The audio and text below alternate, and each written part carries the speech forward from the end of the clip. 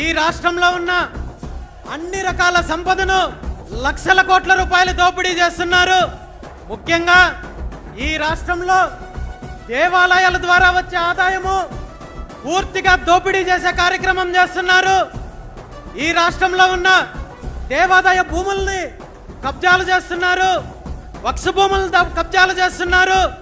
అదేవిధంగా క్రిస్టియన్ మిషనరీకి సంబంధించిన భూములను కబ్జాలు చేస్తున్నారు, దోపిడీ చేస్తున్నారు. ఈ రాష్ట్రంలో ఉన్న దేవాలయాల భూములు, అదేవిధంగా వక్స్ భూములు, క్రిస్టియన్ మిషనరీకి సంబంధించిన భూములన్నింటినీ పరిరక్షించే బాధ్యత భారత చైతన్య యువజన పార్టీ తీసుకుంటుంది. అదేవిధంగా ఈ రాష్ట్రంలో ఉన్న అన్ని దేవాలయాల్లో పూర్తిగా ప్రవేశ రుసుం రద్దు చేసి దేవాలయ దర్శనాలు, దేవాలయంలో దేవుడి సేవ చేసుకునే అవకాశాన్ని కల్పించే బాధ్యత కూడా భారత చైతన్య యువజన పార్టీ తీసుకుంటుంది. దేవాలయాలు, చర్చిలు, మసీదుల వద్ద ఉన్న టోల్ వసూలు చేసే కార్యక్రమాన్ని పూర్తిగా రద్దు చేసే బాధ్యత భారత చైతన్య యువజన పార్టీ తీసుకుంటుంది.